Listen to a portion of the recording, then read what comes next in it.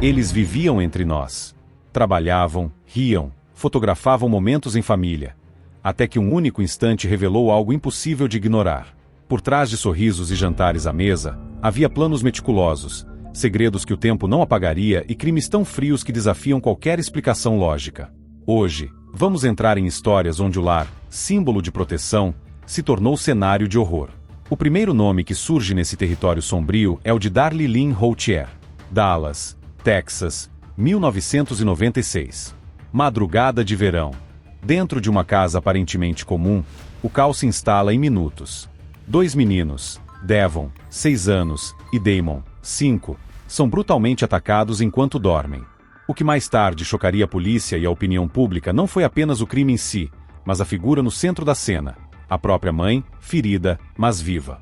Darlie ligou para o 911, a respiração ofegante, relatando que um intruso havia invadido a casa. A princípio, sua versão parecia compatível com a confusão e o cenário ensanguentado. Mas a investigação revelou um quadro diferente. As marcas no pescoço, os cortes nos braços, inicialmente vistos como sinais de luta, foram reavaliados. Especialistas em ferimentos levantaram a hipótese de que eram auto-infligidos. O intruso nunca foi encontrado. Nenhuma pegada estranha, nenhum indício de fuga. O que mais intrigou detetives foi a frieza contida em certos momentos posteriores.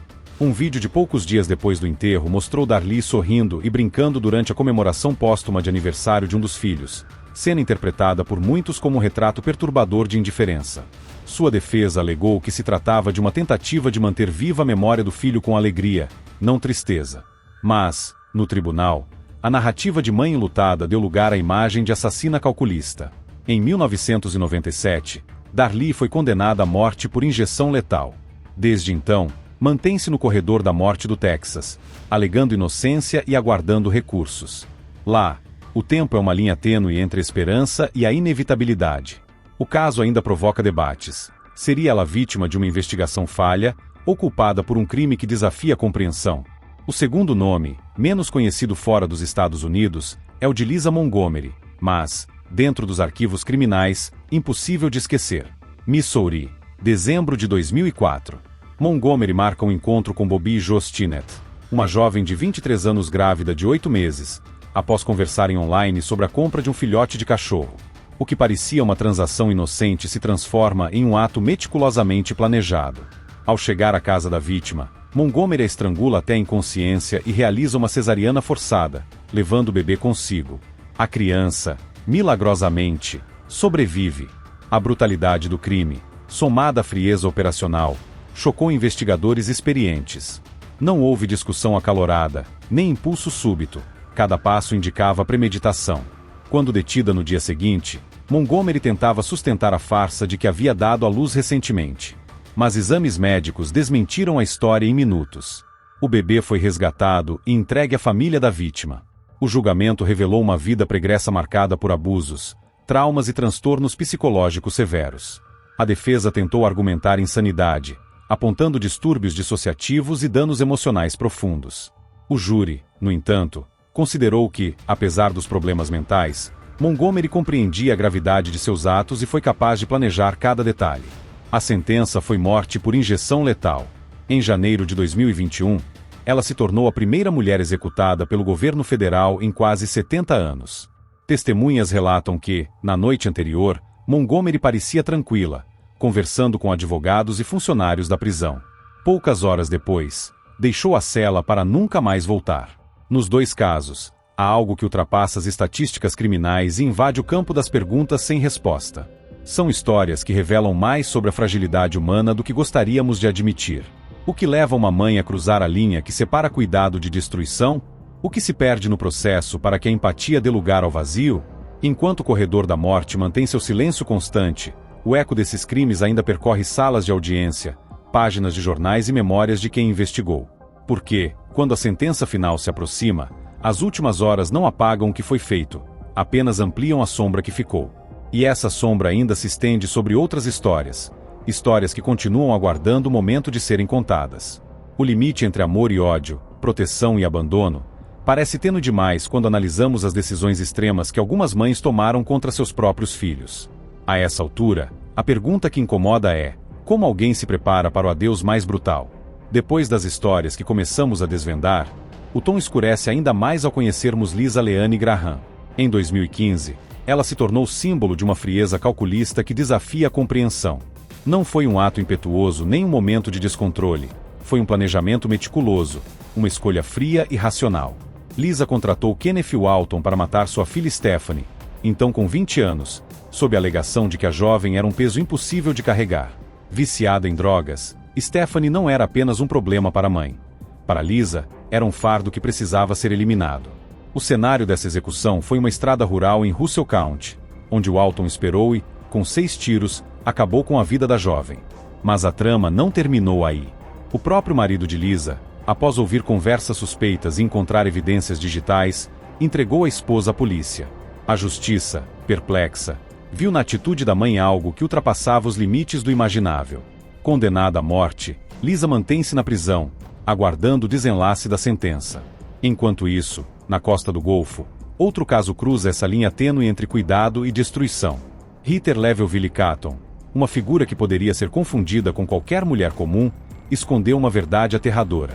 Em 2010, ela assassinou os 2 filhos pequenos do companheiro com uma frieza que chocou até os investigadores mais experientes. Natalie, de 4 anos, e Chase, de 3, foram envenenados com anticongelante e depois sufocados. Os corpos foram abandonados em locais distintos, separados pela geografia e pelo tempo. 2 descobertas que arrancaram lágrimas e revolta de uma comunidade inteira. O que parecia uma sequência de mortes isoladas se revelou uma trama cruel, na qual Heather e John DeLass, seu companheiro, trocaram acusações e silêncios. Mas a verdade emergiu, lenta e implacável, guiada por provas irrefutáveis. Fitas, confissões, evidências físicas que desenhavam o quadro de uma mãe que transformou a própria casa em uma prisão de horror. Na prisão, Heather mantém seu silêncio. No entanto, sua história levanta um ponto crucial.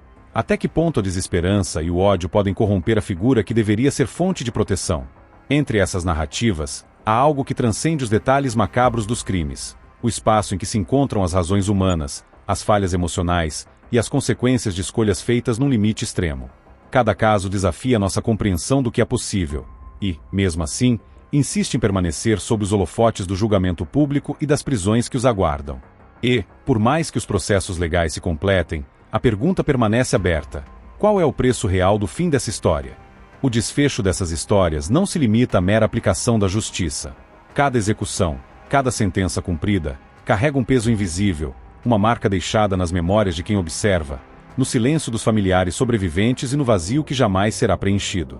Ao olhar para esses casos, percebemos que a última despedida, o adeus derradeiro de mães condenadas, não é só um gesto final. É um fragmento do que restou de uma humanidade complexa, fragmentada por escolhas, traumas e circunstâncias que ultrapassam o que podemos medir. Pegue, por exemplo, Teresa Wilson, uma das primeiras mães mencionadas, que dedicou suas últimas horas a dizer "eu te amo" para sua filha. É difícil não se perguntar o que se passa na mente de alguém que, mesmo diante do fim, busca uma conexão que parece ser a única coisa real, a única centelha de humanidade que não foi apagada. Essa despedida é um último ato de amor em meio a uma tragédia. Um gesto que confronta a ideia simples de monstro, mostrando uma mulher, ainda que condenada, capaz de emoções profundas. Mas nem todas as despedidas são tão explícitas. Lisa Leanne Graham, que orquestrou o assassinato da própria filha, mantém-se em silêncio. Sua prisão e seu destino encerram a história dela de forma crua e sem redenção aparente. No entanto, há uma sombra sobre esse silêncio, um eco do que poderia ter sido, um questionamento sobre o que levou uma mãe a decidir que sua filha era um peso insuportável a ponto de ser eliminada. Aqui não há conforto, apenas a pergunta angustiante: o que corrompeu uma relação que deveria ser o porto seguro? E as histórias de mulheres como Heather Leavenworth Catton, que matou os filhos do parceiro e escondeu os corpos em locais distintos? Ela personifica um tipo diferente de desespero, não o simples desejo de escapar de uma responsabilidade, mas a transformação de um papel essencial em uma fonte de medo e destruição. O que leva alguém a matar crianças que deveriam ser protegidas com toda a força? O que se esconde atrás dessas decisões? A resposta nunca é fácil, e raramente aparece nas palavras ou nos relatos oficiais.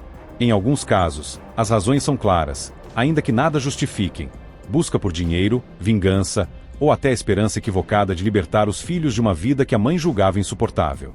Em outros, as motivações se entrelaçam com distúrbios psicológicos, depressão profunda e traumas não tratados. Christina Marie Higgs, que matou os próprios filhos e pediu para ser executada para estar com eles, é um retrato doloroso dessa complexidade. Sua história força uma reflexão sobre saúde mental, suporte emocional e até onde a sociedade falhou em prevenir que o pior acontecesse. É essencial lembrar que, em todos esses casos, houve falhas na prevenção, falhas na rede de proteção, falhas que permitiram que mães chegassem a um ponto de ruptura tão irreversível. A justiça é implacável, sim, mas não é um remédio para as dores profundas que geram esses atos. Por trás das grades, essas mulheres vivem as consequências finais de suas escolhas. Elas se despedem de filhos, familiares, do mundo, no silêncio forçado pela sentença da lei. Algumas expressam amor, outras mantêm-se em silêncio, mas todas carregam o peso da separação definitiva. E nós, que assistimos de longe, não podemos deixar de sentir um misto de repulsa e curiosidade pelo que impulsiona um ser humano a destruir o que deveria proteger acima de tudo. Mais do que a crueza dos crimes, o que fica é o lembrete inquietante. Não existe uma explicação simples para o horror dentro da intimidade de uma família. Cada caso é um universo complexo de dores, escolhas, erros e consequências que escapam às análises superficiais. Ao final, essas despedidas se tornam um espelho da nossa própria humanidade, o quanto somos vulneráveis às circunstâncias, o quanto nossas decisões podem transformar amor em violência, proteção em destruição.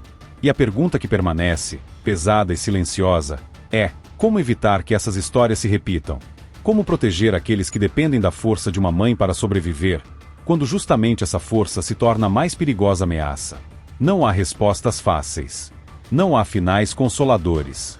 Apenas um convite para olhar com atenção para os detalhes que muitas vezes preferimos ignorar, os sinais de alerta, as histórias não contadas, as lacunas entre o que julgamos ser a realidade e o que realmente acontece por trás das portas fechadas. E talvez, no meio desse silêncio, seja possível encontrar um caminho para evitar que a próxima despedida seja de uma mãe que se torna assassina, e que a última palavra que reste para seus filhos seja, enfim, de amor.